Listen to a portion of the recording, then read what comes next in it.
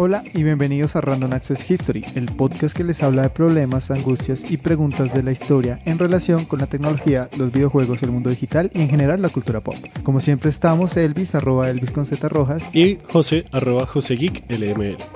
Este mes cumplimos un año de haber publicado nuestro primer episodio y por eso quisimos hacer un episodio sobre conmemoraciones y celebraciones. Y bueno, también porque ahí hubo un tal bicentenario y queremos hablar de eso.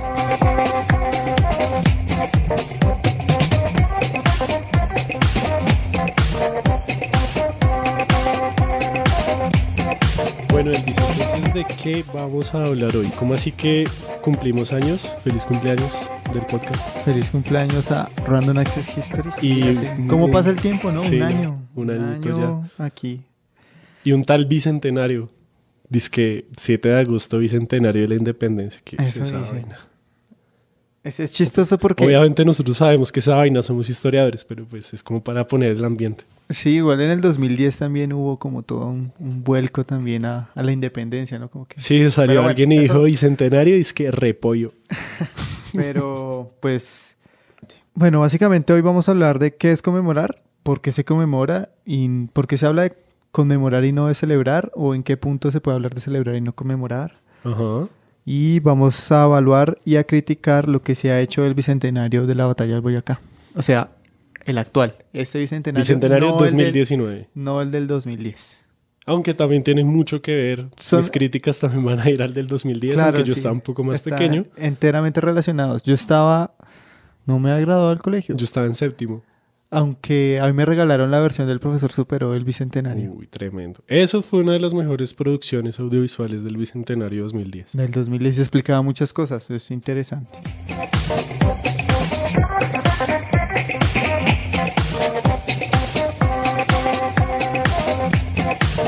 Bueno, yo quiero arrancar entonces diciendo qué es conmemorar y qué es celebrar, porque no es lo mismo. Ajá. No sé si te has dado cuenta que desde varios años atrás se ha empezado a decir que el Día de la Mujer, por ejemplo, no se celebra, sino que se conmemora. Sí.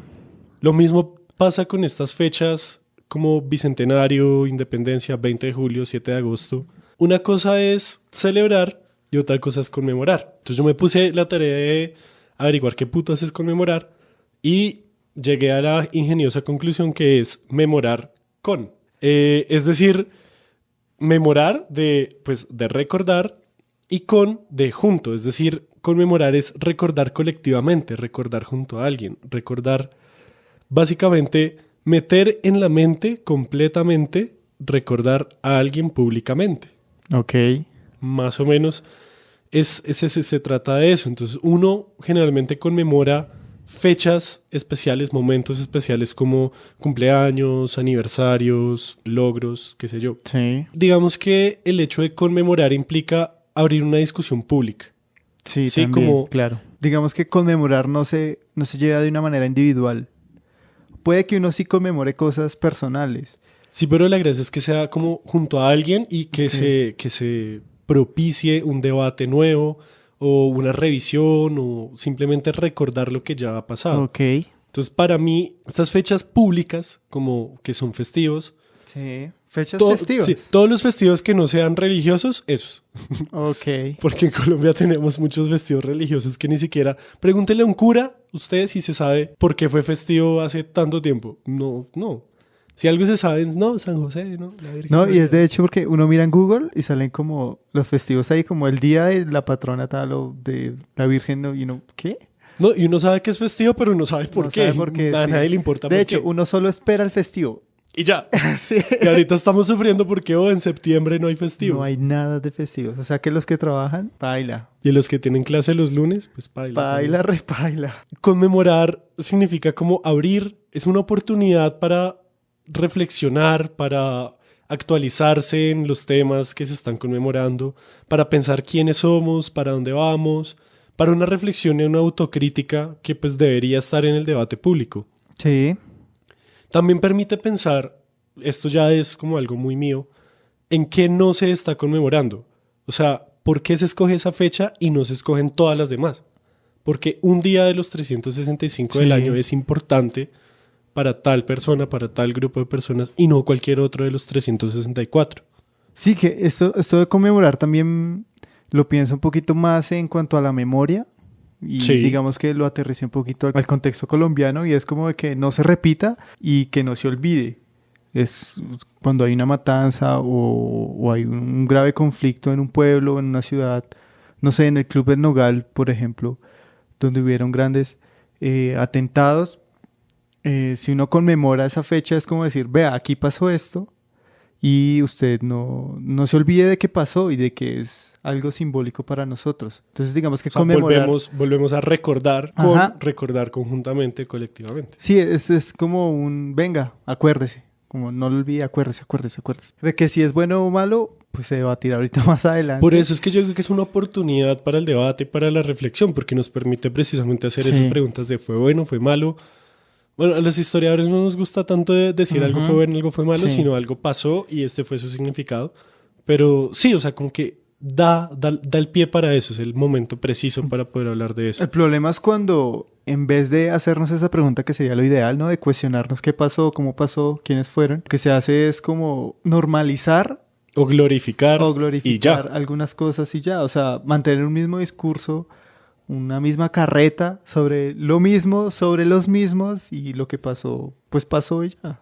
Sí, exacto. Y por eso es que tú lo quería contrastar el conmemorar, que ya vimos que tiene como un peso simbólico muy fuerte y muy wash, con el celebrar. Porque celebrar viene del latín celebrare, que significa concurrido, frecuentado, numeroso y abundante. Es decir, como la pachanga, como... Celebre good times come on. Como algo que no significa como pensar mucho ni reflexionar mucho, sino más bien simplemente estar ahí y estar glorificando.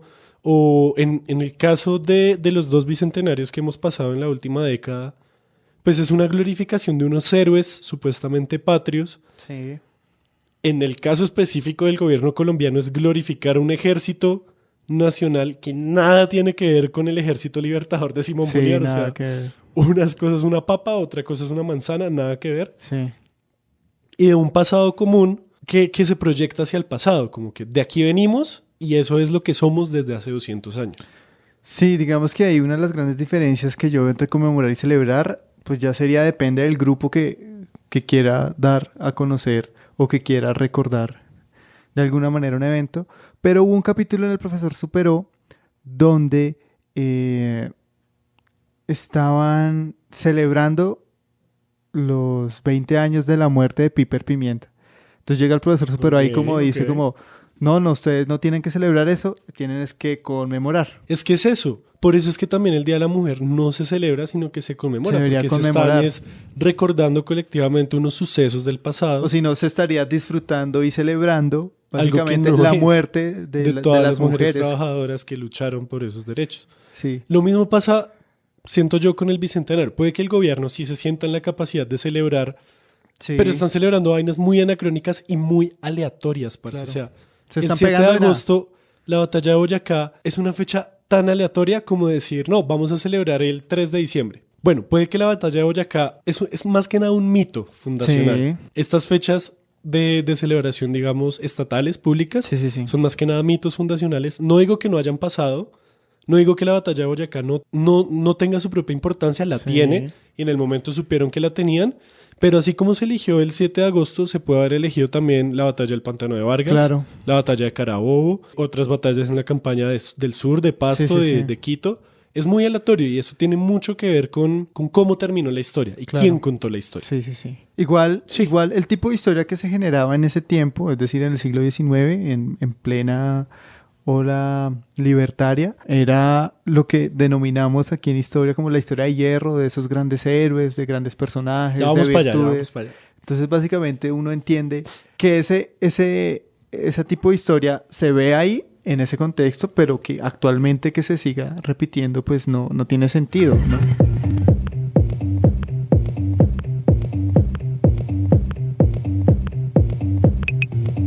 Yo quería preguntar también un poco es ¿por qué celebramos más unas fechas que otras? ¿O por qué se conmemoran más? ¿Qué hace que una fecha sea importante? Por ejemplo, un cumpleaños.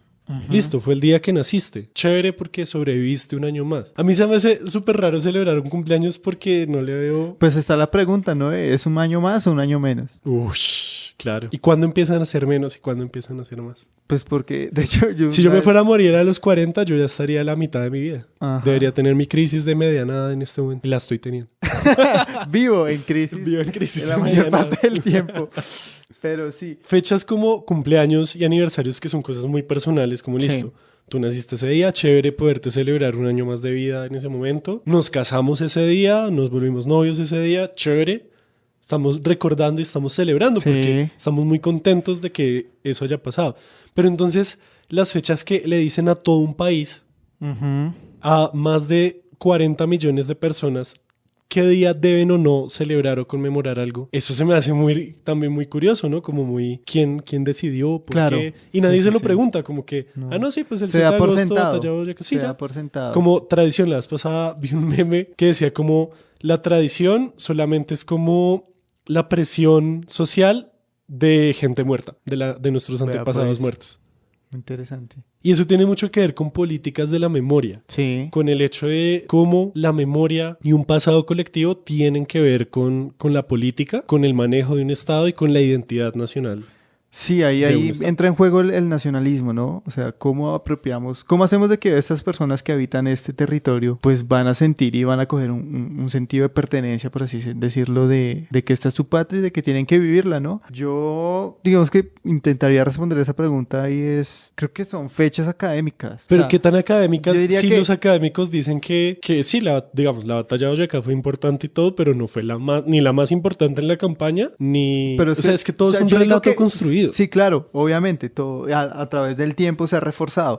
Pero yo diría que en un inicio, y ya cuando se estaba sedimentando la República Colombiana, pues las personas, o los historiadores o los conocedores de historia, y sobre todo de historia militar, debieron haber establecido esas batallas como las primordiales. ¿Por qué? No tengo ni idea. Puede que para ellos sí sean más importantes, o para ellos fueron más importantes. Porque nosotros diríamos que un momento de conmemoración grandísima ahorita sería la firma de la paz con las FARC. Claro. Pero pues eso no pinta en el calendario. Sí, es que esa es la vaina, como que llevamos festejando y conmemorando estas fechas, entiéndase 20 de julio, 7 de agosto y 11 de noviembre, ya sea por lo que tú dices, como que ya se da por sentado, pero a mí me parece que en el espíritu de nuestra política conmemorativa aquí en Random Access History, da pie para, bueno, preguntarnos por qué puta celebramos y conmemoramos en esas fechas Claro. y por qué no en otras. O sea, mi gran pregunta no es por qué en esas, sino por qué no en otras. Y les tenemos la respuesta después de la pausa comercial. ¿Has visto History Channel? Hola, soy José y estás escuchando History Channel mientras que hago la H con la mano. Sí, antes de poquito dejar también eso y yo quería hablar un poquito del tema de esto de la conmemoración. Sí, demasiada conmemoración mata a la historia, o sea... ¿A qué te refieres Si con empezamos a conmemorar todo, ¿no sería como un abuso de la memoria? O sea, como que todo tiene que ser recordado. Lo conecto es un poquito como con los artículos de Wikipedia, Ajá. de que cualquier persona puede subir un artículo de Wikipedia, pero en verdad, ¿cuál es el valor y qué consenso hay? Pienso en Funes el Memorioso de Ujú. Borges, como si estás recordando todo, no puedes en realidad recordar nada o pensar de por sí. Sí. Y estoy de acuerdo, como que de todas formas sí tiene que haber unas fechas especiales y digamos que las hay, o sea, yo no estoy diciendo que festejar claro. y conmemorar 20 de julio, 7 de agosto y 11 de noviembre sea malo de por sí, sino yo estoy diciendo que como lo están haciendo Sí. es basura, porque no están haciendo nada, están diciendo cosas tan vacías que en el fondo suenan supuestamente profundas. Bicentenario de la Independencia, Colombia, 200 años de país, una vaina así re... que uno lo ve y es como, ¿qué es esa mierda? Sí, yo quiero entrar en el debate de que si empezamos a conmemorar todo porque son fechas importantes, pues porque una comunidad se ve identificada y quiere su día, Ujú. ¿hasta qué punto? Y es que todos los días es el Día Internacional de algo, ¿no te Es has que dado esa es cuenta? la cosa, Es o sea, súper raro. eso es lo que me refiero, o sea, hay tanta conmemoración de todo puede ser conmemorativo o celebrado y pues eso no nos satura un poco de conmemoración, sea festivo o no sea festivo, siempre, o sea, hay un día en que se celebra algo, como tú dices. No sé hoy qué se celebra, el día de la zanahoria, el día del podcast. ¿Qué hacer con todo eso? ¿Es pertinente? O sea, ¿es necesario para un humano conmemorar? Yo diría que sí, pero pues uno también decide qué consumir y qué no, ¿no? Como que si es el día del podcast, a alguien que no escuche podcast, pues le vale huevo. Si es el día del historiador, solamente le importa a usted y a mí y a todos los que nos escuchan.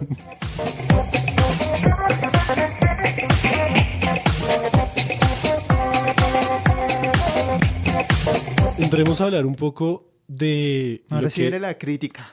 Sí, de la batalla de Boyacá. Fue una batalla, duró como 2 horas. Fue en 1819 O sea, fue muy y rara, fue ¿no? en Boyacá.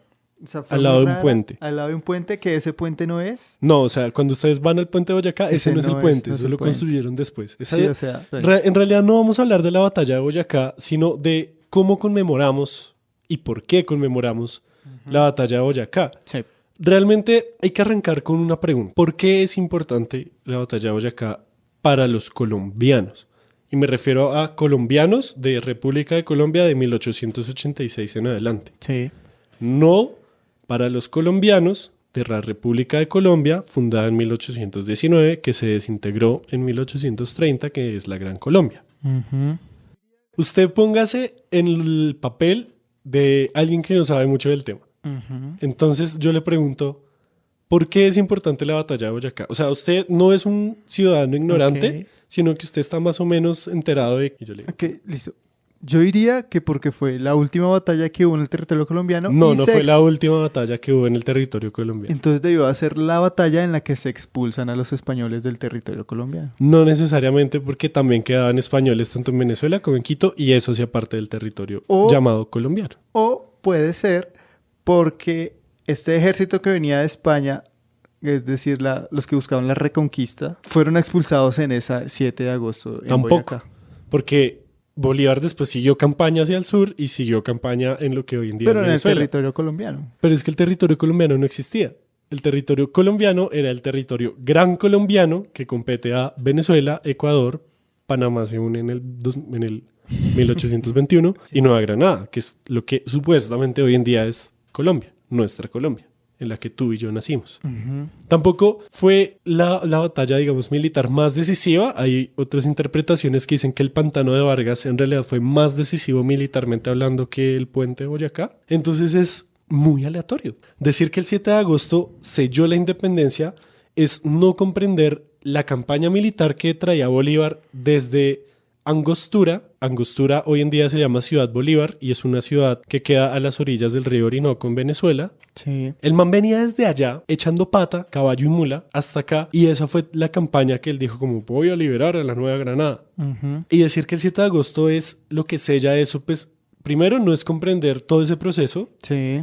Y segundo, tampoco es comprender lo que estaba pasando en el sur del país o en la costa o en la misma Venezuela. Sí. Realmente es importante porque alguien en algún momento dijo, es importante. Lo que te decía, o sea, puede ser que un historiador, un experto que cuando ya se consolida la República de Colombia, dijo como, no, pues esta fecha es importante, pudo haber tenido razones de las cuales ahorita dije. Sí, claro. Asumiendo mi papel. Las tiene.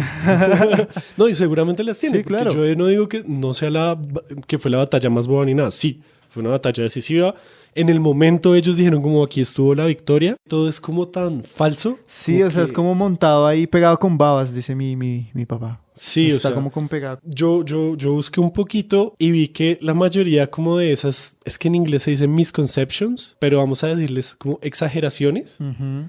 vienen de principios del siglo XX, finales del XIX, principios del XX, con el manual de historia de Henao y Arrula, que en el centenario de 1810 se ganan un concurso de historia y ese básicamente fue el manual escolar durante casi todo el siglo XX. Ellos como que en una frase vienen diciendo como, no, mire, es que en realidad la batalla como que sí fue importante, pero no tanto.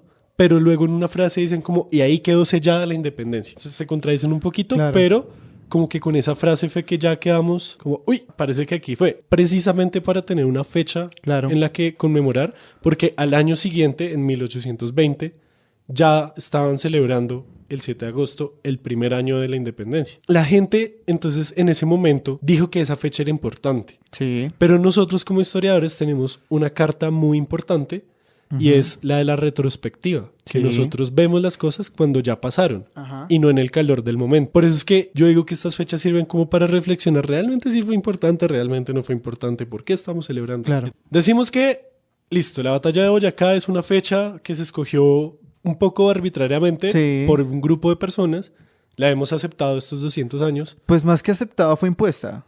Sí, también, o sea, tampoco es que uno pueda hacer Sí, una es que- petición en change.org para decir, no, queremos que se conmemore el pantano de Vargas Sí, o en vez de sea- la batalla de Boyacá. Sí, no. Sí, digamos Fue que ya, impuesta. esa es la fecha que hay, ya nos tocó. ¿Cómo la hemos visto en este bicentenario? ¿Qué sabemos? ¿Qué se ha dicho? Bueno, pues han habido o pues yo he visto varios matices, ¿no? Por un lado está el gobierno, que Sí. como les decía, es como el mismo carretazo de siempre, ¿no? El Ejército Libertador viene, superó. En Colombia los héroes sí existen. Sí existen y pueden pasar el páramo del Pisba. Y entonces no vamos a hacer, los policías o militares, no vamos a hacer la misma trayectoria y subimos y la aguantamos. Ahí yo tengo mi primera objeción. Y ahí es de como eso. recrear. Yo de ahí tengo mi primera objeción. Es muy chistoso que comiencen la ruta libertadora en Tame, si no estoy mal, Ujú. y suban, hagan el mismo recorrido que sí, en efecto, hizo Bolívar. Pero es que, marica, Bolívar no nació y no apareció de la nada en Tame, marica. Ujú. Es lo que a mí más me molesta. Como O sea, el man venía ya de atrás. el man venía de lo que hoy en día es Venezuela, de Angostura, una ciudad llegando ya al océano Atlántico, Sí. casi en la desembocadura del Orinoco. Venía desde allá, se recorrió todo el Orinoco para decir, no, es que comenzó en Tame. No, marica, no comenzó en Tame. Ajá. Ahí se encontró con Santander. y Es sus que esa es tropas, la sí. cuestión. Y por eso es que ese es el relato colombiano que podríamos llamar neogranadino, Ujú. ¿sí? Del territorio llamado neogranadino. Pero es que... ¿Sabe qué yo siento ahí? De pronto es que ¡Me da rabia! yo siento ahí que es que ahí en la historia de Colombia, a partir de ahí empieza la historia de Colombia y de pronto la ruta, ellos argumentan eso. Yo argumentaría eso entrando en esa lógica de ellos mismos, ¿no? Sí, claro, es que es eso. Ahora me da risa es que la buscan y buscan hacer como...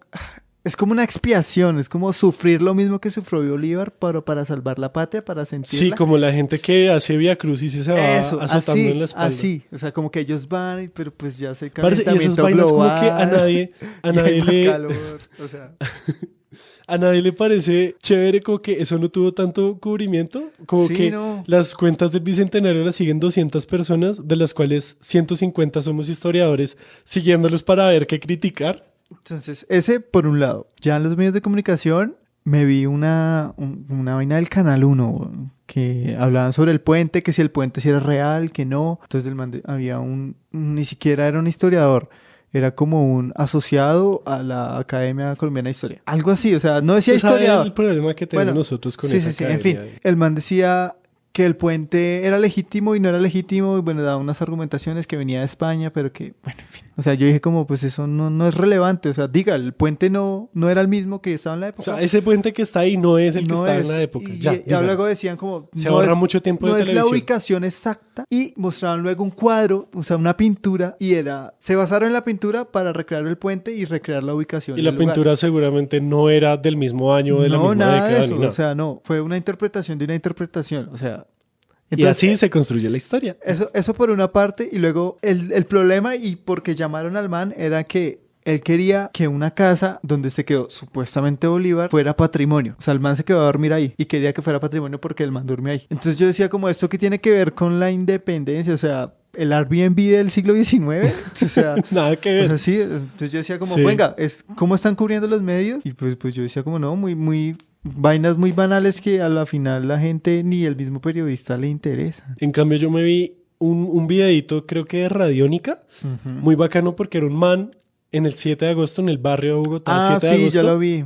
Y el man lo que hace es como, miren, hay tantos barrios aquí que tienen nombres que tienen que ver con la independencia y cuenta la historia del barrio 7 de agosto que yo no sabía, es un barrio centenario, Sí. es decir, que lo inauguraron para el centenario de la independencia, es decir, hace 100 años, 1919, y cuenta otras historias de otros barrios centenarios y un montón de barrios. Entonces, eso se me hace chévere porque es como un ejercicio de historia pública donde traen cosas de nuestro presente, de nuestra ciudad, algo muy que se vive el día a día y lo relaciona con la historia y uno dice, claro, ese ejercicio me parece muy chévere. Sí. Lo que ha dicho Diana Uribe me parece que No, lo escuché. para el tiempo que le invirtió está bien, como que la vaina con ella es que trae la historiografía reciente a colación, Sí, pero, insisto, es como esa visión súper romántica de la historia, entonces también habla del nacimiento de la patria, no sé qué, qué sé Claro. más, lo cual no está precisamente mal, es que... pero ya vamos a ver por qué a mí Claro. me molesta un poquito cuando se habla es de eso. Entonces sí, ella está como en un punto medio entre tengo que poner cosas nuevas, pero tengo que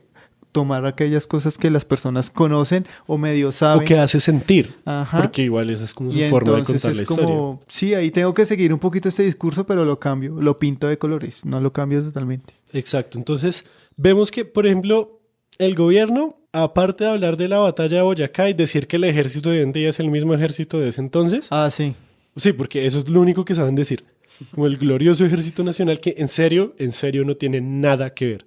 El ejército colombiano tal como lo conocemos hoy en día realmente viene del gobierno más o menos de Rafael Reyes. Y eso. Sí. Y Rafael Reyes es Que se constituye ya un ejército después de la guerra de los 1010. después de la guerra de los 1010. Se constituye ya Antes un de ejército. eso era No había un montón nada, de man. gente ahí con rifles y pistolas y machetes. Y ya. Y oxidados. Sí, todo vuelto a mierda. Sí. Entonces, el gobierno, si algo habla de la campaña libertadora, hicieron lo de la ruta libertadora, se enfocan en esa travesía de los grandes héroes. Poco hablan de mujeres, poco hablan de indios, poco hablan de Sí. negros, poco hablan de las luchas políticas o sociales del momento. Hablan de lo militar. El gobierno se enfoca en lo militar. Sí. Y revisen, o sea, revisen. Yo no les estoy diciendo mentiras. Sí, no, Revisen. es así, es así. Ustedes mismos, ustedes pueden. Sí, van y busquen en la página oficial. En Duquencio, van y sigan a Duquencio en Twitter y se van a dar cuenta. Lo que a mí me pareció chistoso fue que revisando cosas del Bicentenario de 2010, Uribe lo conmemoró como si hubiera sido el del 1819. Sí. Fue muy chistoso porque había una propaganda del ejército en la que salen unos campesinos más o menos del siglo XIX y están peleando ahí en una batalla y de la nada sale un soldado hoy en día y es como nosotros podemos. La o algo así. evolución, ¿no? Es como una Ajá, evolución, sí. como una transición, sí. Y de yo la me nada acuerdo. salen helicópteros y es como, marica, ¿y esto qué tiene que ver con el grito de independencia? Con el juntismo de 1810, Sí, o sea, es que... con la autonomía y la soberanía y todo eso. Nada tiene que sí, ver. es que... Entonces, como que se les invirtieron un poquito los papeles en 2010. Sí, sí, Muy sí. chistoso. Sí, Pues digamos viéndolo desde hoy en día. Teniendo, por un lado, lo militar, ¿qué es lo que hace falta conmemorar? Y es literalmente todo lo demás. Sí. O sea, hace falta conmemorar todo lo demás.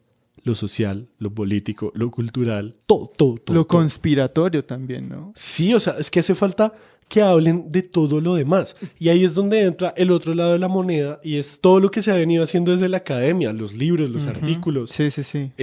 las revistas Nosotros académicas, mismos. los eventos académicos, nosotros aquí hablando paja en un podcast, hablando de literalmente todo lo demás que hace falta Sí. conmemorar. Sí, digamos que si uno se pone, o si uno hace una vista comparativa con Estados Unidos, ahí digamos que sí han acogido un poquito más. Obviamente hacen recreaciones de las batallas, de los mismos personajes, una visión también muy, muy desde arriba. Es que ya tiene una narrativa muy establecida. Pero- Aquí a duras penas ajá. sabemos quién fue Bolívar y Santander y pare de contar. Sí, pero me gusta mucho que es que también explotan eso como lo que te decía ahorita, ¿no? Como lo conspiratorio de todo ese mundo. Y eso también engancha mucho a la gente y busca que se interese por conocer su propia historia. Por eso es que a mí me parece que se perdió, o bueno, se está perdiendo Ujú. una gran oportunidad de poder acercar a un montón de gente a cosas mucho más amplias sobre 1819. Sí, Porque es que 1819 no fue solamente la batalla de Boyacá. Hubo un antes y un después. sí. Y es que el antes viene más o menos desde el año anterior, 1818, en el que en medio de la guerra de independencia, porque esa guerra duró varios añitos, no fue solamente la batalla de Boyacá, Sí, fueron más. Bolívar convoca un congreso como para definir qué es esta mierda. Sí, Convoca un congreso, el congreso arranca en 15 de febrero de 1819 en Angostura. Por eso es que es importante, porque de allá viene Bolívar, el man venía de un congreso, viene a hacerlo real. hacerlo real. Exacto, papi, hágalo real. Viene a eso, entonces digamos que la conmemoración para nosotros los historiadores arrancó en febrero. Sí, Y con el tiempo hemos venido publicando unas entregas mensuales que están disponibles online desde febrero. Por eso mismo, por el Congreso de Angostura. sí. Y 1819 tampoco acaba en la batalla de Boyacá, porque en diciembre, o sea, mientras que Bolívar estaba aquí echando plomo, Ujú. el Congreso seguía sesionando en Angostura. Sí. Y en 1819, en diciembre, se publica la ley fundamental, que es la que le da el nacimiento a la Gran Colombia, lo que conocemos como la Gran Colombia. Entonces, 1819, si se quiere, podríamos decir, es un año significativo. Como la exposición que hay en el Museo Nacional ahorita. Entonces, vayan a ver, también está muy chévere. Sí, recomendable. O sea, si quieren saber cosas del Bicentenario, está súper chévere. Sí, o sea, como que se reduce todo un año lleno de aventuras políticas, de discusiones, de todo tipo de cosas que estaban pasando a una batalla que duró 2 horas y tampoco fue tan importante. Claro. Entonces, digamos, eso es lo que yo quería llamar la atención esta vez, como, hay más cosas para explorar y pues chévere que uno se acerque a su historiador de confianza para que le diga como qué está chévere ahorita para hacer, leer, ver y escuchar en el Bicentenario. Claro. Pues sí, es un año significativo. Sí, ahí lo resumo todo. Dos cosas y un balance. Para mí, estas fechas de independencia, de conmemoración de fechas estatales, nacionales, en realidad son una especie de legitimación de nuestra identidad, de nuestra supuesta identidad, y una supuesta patria que en realidad lo que está justificando son unos valores muy guerreristas, muy militaristas, a través de elementos discursivos en los que se proyecta un pasado común. Sí. Para crear precisamente esa comunidad política. En resumidas cuentas, siento que se inventa un pasado que, si bien sí pasó, se le da cierta importancia a unos eventos y a unas fechas y a unos personajes para que hoy en día nos sintamos colombianos. Sí. Lo que sea que ser colombiano significa. Sí, es glorificar. Yo creo que a ellos les daba igual, ¿sabes? Si fue la del Pantano de Vargas, la del Puente de Boyacá, con tal de que estuviera situada una batalla en Colombia y hubiera sido cualquiera, pues daba igual. El objetivo final era como, hay que reconocer lo que tú decías, ese pasado, pero para que la gente se apropie y sienta como que esa batalla también fue de ellos. No sé hasta qué punto pensarían en el futuro, no sé si Bolívar pensara como, venga, aquí en el 2019 una gente va a hablar con micrófonos y se va a llamar radio, no sé, que se lleva a todas partes. y que... Ni siquiera radio, como... Sí, como no Ni sé. siquiera micrófono. Conversaciones que se llevan a todas partes. Tertulias en todo lado. Tertulias en todo lado. Entonces... Nuevo podcast por Random Access.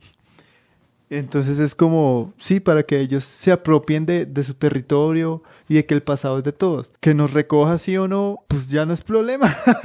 O sea, eso no es asunto mío. Eso no es asunto mío. Eso no es asunto mío.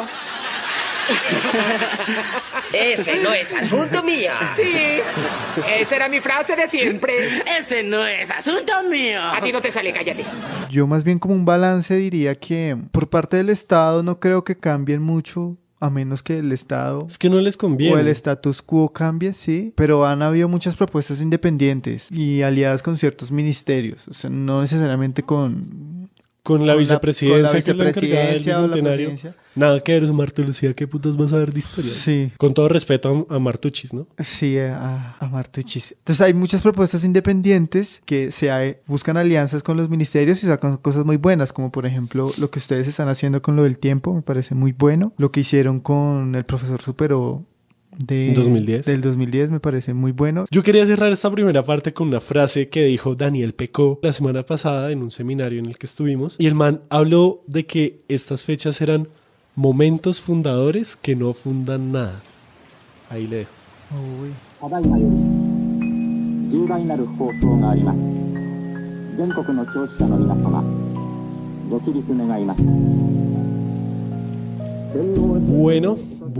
Bueno. Señor Elvis Centenario, ¿qué trajiste para hoy? Bueno, José, para los fieles oyentes que nos escuchan desde los primeros episodios, José dio en el episodio número 5 un dato aleatorio sobre la Navidad Negra. Porque era temática de Navidad. Y cae de perlas ahorita, pero yo la voy a ver en otro sentido. No, les voy a recordar un poquito la historia para los que no oyeron el episodio. Sí, es válido. No es que nos estemos quedando sin material, porque material hay mucho, sino que este requiere otro enfoque y pues no podemos hablar de algo sin al menos mencionar. Entonces no solo basta con conocer qué es, sino cómo lo hemos conmemorado. Entonces en este sentido yo les vengo a hablar también de la Negra Navidad, pero en cómo han conmemorado los pastuzos ese evento tan trágico. Entonces, recuento histórico. Es uno de esas páginas negras o esas páginas oscuras, esas que uno arranca de un libro que no quieran que se conozca, sobre la campaña libertadora, porque no todo fue miel y leche con galletas. Entonces resulta que Nariño, en esas épocas de independencia, era fiel a la corona española, es decir, era realista, no hacía parte del bando de Bolívar. Simón Bolívar, como era independentista, quería pues que Pasto lo ayudara, ¿no? Como venga, peleen por su nación, cosa que los pastos decían como no, pues con la corona estamos bien, nos sentimos bien, váyase para su puta mierda. Lo que hace Simón Bolívar es llenarse de rabia y manda a un man a que le dé lecciones a los pastusos de que busquen su independencia. Es como Estados Unidos, ¿no? Como vengo a traerte libertad con... Sí, palabras más, palabras menos. Mataron un montón de gente. Mataron un montón de gente, sí, cerca de la fecha de Navidad mataron un montón de gente en Pasto. ¿Cuál es el dato random ahí? Traigo dos formas en que han conmemorado eso, que me parecieron muy interesantes y me gustaría compartirlas con ustedes. Uno, cómo conmemora una matanza. Sí, o sea, De hace 200 años, de la cual se sabe muy poco, ¿no? Entonces, está el carnaval de negros y blancos, sí. Y ahí sale una carroza grandísima en la que sale Simón Bolívar sentado en una calavera azul, debajo unos criollos y arriba con una especie de lobos que él manda. Entonces me parece muy interesante porque el dueño de la carroza se llama Carlos Rivet y la carroza se llama El Colorado, para que la busque. Es una carroza muy vistosa, es muy interesante también cómo muestran a esa figura de Bolívar como un demonio, como el dueño del poder, y de los que algunos tildaron también del tirano, como esa faceta doble de Simón Bolívar. Me gustó mucho, pero me gustó mucho más la reacción que tuvo la alcaldía, que fue como, eso no lo puede mostrar, como venga, eso no fue así, no muestre, no... Va un poquito encaminada con lo que decíamos de esa visión del Estado, de los grandes héroes, de las batallas. Entonces es ver cómo el Estado también le hace un frente como, venga, no diga eso, no. Y el segundo ejemplo que les tengo es que celebrando ya estos 200 años, se llenaron los grafitis en las calles donde sucedió la matanza, como con una persona botada en el piso y una frase que dice, Pastuso asesinado por Simón Bolívar. Ush, severo. Muy Banksy. Sí, muy Banksy con ese impacto, y me impresionó mucho, ¿no? Porque es... ¿Cómo se apropian de su historia local? Sí, y eso es lo que nos muestra local. La historia más, entre comillas, nacional, general de todos, ¿no? Sí, o sea, y se da por sentado de que el 7 nos liberamos todos y todo y fue lo que te decía, leche y galletas, pero hubieron muchos altercados dentro de la nación. Y después de eso. Que no se ven. Y resulta que de todo este altercado es que nace ese mito también de que los pastusos son bobos. Son bobos, son tontos, son lelos. Eso viene de ahí. Desde allá, o sea... De que eran realistas y que no querían la independencia. Y es por eso que cuando los cuentachistes personifican a pastusos, los hacen bobos, pero pues... A mí ya no me dan gracia los chistes. Desde que yo vi como que los pastusos siempre votan como medio bien por el candidato que sí es. Yo ya no me... me dejaron de parecer es chistoso cómo eso se replica, ¿no? Se replica sin saberse un origen, pero pues esa gente es muy avispada. Entonces esas intervenciones en los lugares específicos donde sucedió, donde se cree que se sucedió, no se sabe con certeza, me parecen unas conmemoraciones muy radicales. Exacto.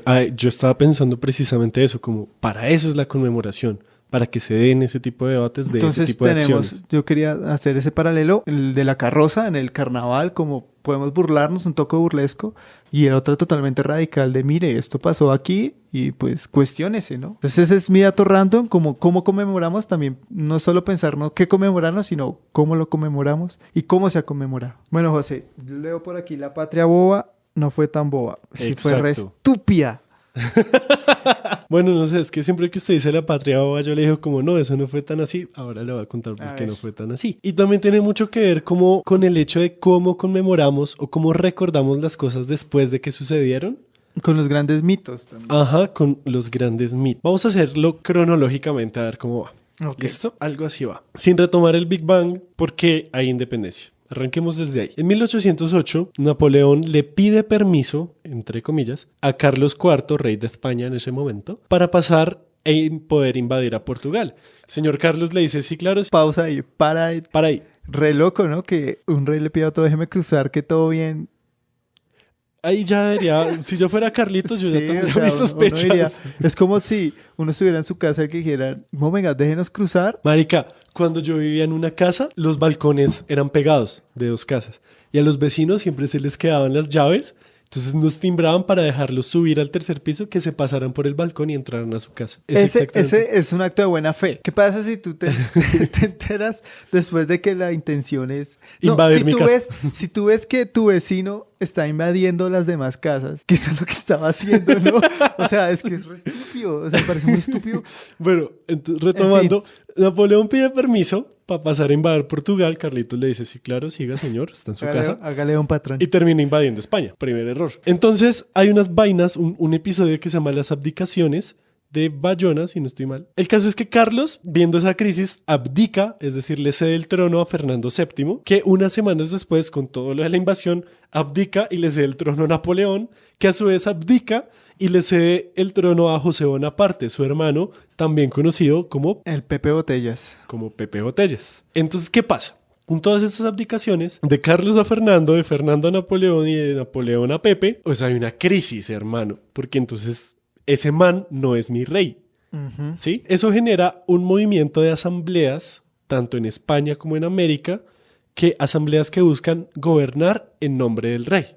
Pero no en nombre ni de Napoleón, ni de Pepe, ni de Carlos, sino de Fernando, que era el que consideraban el rey legítimo. Y estas asambleas, pues, eran básicamente como temporales, ¿sí?